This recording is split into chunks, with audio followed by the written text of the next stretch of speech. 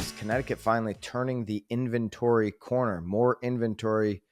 It would be good for people trying to buy because it certainly gives more options to buyers. It puts pressure on the market, and sellers wouldn't have as much control. So if you're selling right now, you got tons of control right now in this moment. But what's the future indications here on inventory? First, we'll start with existing home sales. Okay, so existing home sales, Brian, you know this, but let me explain. Existing home sales is a home that is not brand new, not new construction. Okay, so it's like used cars. Okay, as an example, you got new cars, you got used cars, you got new construction, you got existing homes. Those are the two categories. So if we're just looking at total sales on existing home sales, a resale, something not new construction on single family, we got our numbers here for April 2025, according to NAR. We're at a seasonally adjusted annual rate of 4 million. During the peak COVID, we were up over 6 million seasonally adjusted. 4 million is the theoretical floor that a lot of these housing analysts will refer to. You won't see existing home sales ever drop below 4 million. Well, we're right at it. We are right at 4 million at a time when we have more age-ready home buyers in America than ever before, and we have the most population. We are at the theoretical floor that they'd never see broken, the 4 million seasonally adjusted annual rate on existing home sales. Month over month, home sales are down 0.5%, year over year, down 2%.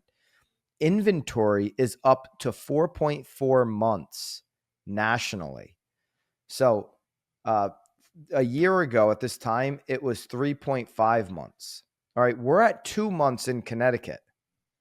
Okay, inventory, months of inventory is if no other homes came on the market, how many months would it take for the current inventory levels to sell? It'd be less than 2 months, to about 2 months in Connecticut, and you'd have no homes on the market.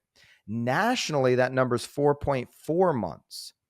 When you get to 6, you're in a neutral market. Neither buyers nor sellers have control.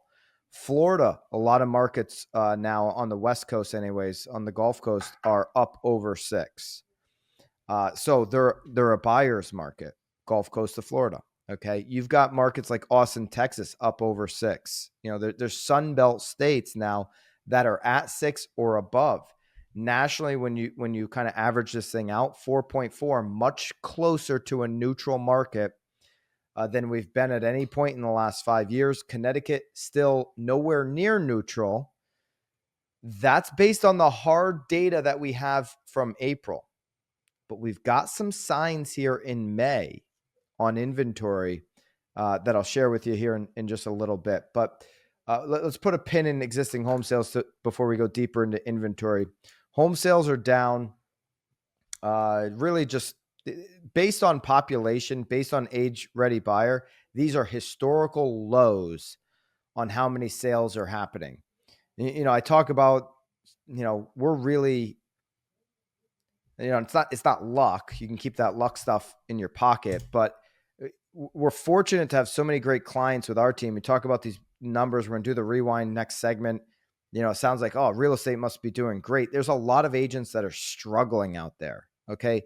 Our team in particular continues to grow. We're going to have a much bigger year this year than last year. That's based on the work that we put in. It's based on the exclusive lead generation machines that we have. Okay. But the market, Connecticut is down on sales. Okay. There's less sales happening than there was last year. Nationally, sales are down. All right. That's less work for loan officers. That's less work for inspectors. That's less work for appraisers. That's less work for cleaning crews. That's less work for handyman, the inspection crews and all the different contractors that kind of funnel off an inspection. Every deal creates opportunity for people in local markets. There's less of that going around. Real estate transactions down in Connecticut, down nationally. And so you are seeing more, some of these agents just really struggle with that, and it's also impacting other businesses. Brian, takeaway on just the existing home sales continuing to move down. Yeah, as far as, just kind of the way that it feels every day in the going to work and working on these transactions, I would say, it does seem like it's a little bit easier to get the offer accepted. But in years past, I'd have a lot of people making offers and not getting the house. It feels like it's a few less people making offers. So the number of transactions is a little lower, which lines up with the data that you're providing. And even though there's less people making offers, it seems a little bit more likely that when they do make an offer, it gets accepted. So it's with the inventory increasing a little bit compared to the last couple of years. Um, it's a little bit easier to get an offer accepted than it was during the COVID times. I wanted to bounce an idea off of you. I went to a family picnic on Sunday. It was my Sorry to hear cousin, that. my cousin's birthday, and my brother and my dad, they don't really follow the stats. They're not listening to real estate radio. They just see the signs. And I Mr. remember, Skelly, get listening. 94.9. I got to work on that. So anyways, I remember back in 2012, 2014, my dad always used to say like, "Oh, there's a lot of signs around town. There's a lot of signs," because we had a lot of Because there was. was a lot of inventory and not at that time. Yeah. And so my brother said to me the other day, there's this one street in town. He's like, there's a lot of houses for sale on this one street.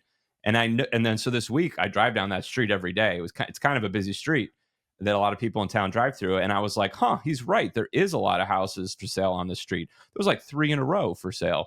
And I wonder what that does to like the public perception about the market. And I don't think that there's a ton of homes for sale in town. It's just that like one neighbor decided to sell their house and like all the other neighbors next to them, like all of a sudden decided that was a good idea. It's like this kind of like group behavior mentality. What are your thoughts on that? Like, why does that happen?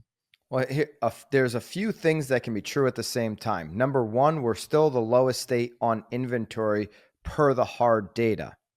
Okay, we're going to see in a week or so what we get for May. But what's happening in May anecdotally is there are agents saying, wow, for the first time in the spring market, my buyers have more options. We are seeing week to week over the last 2-3 weeks that now that new listing inventory is starting to hit the market.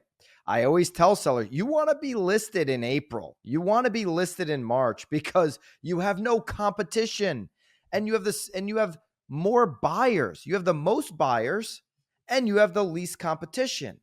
Well, now you still have a lot of buyers who have missed out in March and April. You have a little bit less, but you still have a lot of buyers. But you got a lot more competition because everybody comes out to the market at the same time. They think it's May, it's March, it's April. It's why you get the highest closing price in June. Those are April closings, okay? So you're going to see more people coming to the market. They're not super late. Like you want to be comfortably late to a party. But you don't want to be the last one there when everybody's feeling good and they don't even recognize the fact that you showed up. You want to be comfortably late. Make that nice entry. Oh, everybody recognizes who walked into the room. But if you show up at 1 a.m., everybody's smashed. Nobody even knew you were at the party. So, you're still, I'd say, at the end of being comfortably late right now, but you want to get going. If That you're a makes sense. seller, I like that explanation. So it's kind of a late May phenomenon that's not. this happens in May every year. You're going to see. Now, what also is true is when a sign goes up on a street, if there are you would expect 2 more signs to go up within 60 days because the sellers, the homeowners who have been thinking about selling, they're like, I need to get mine now on the market because so-and-so got theirs on. You can set your watch to it. A sign goes up in a particular neighborhood, expect 2 more in the next 60 to 90 days because it moves the other people who are thinking about selling. It moves them faster. It becomes the spark that gets them to take action instead of dragging it out. If there's no competition, naturally, you feel like you can wait and wait and wait and get your ducks in a row. one sign always creates two more in the next 60 to 90 days. You can really take that one to the bank, especially at peak listing season, which is now.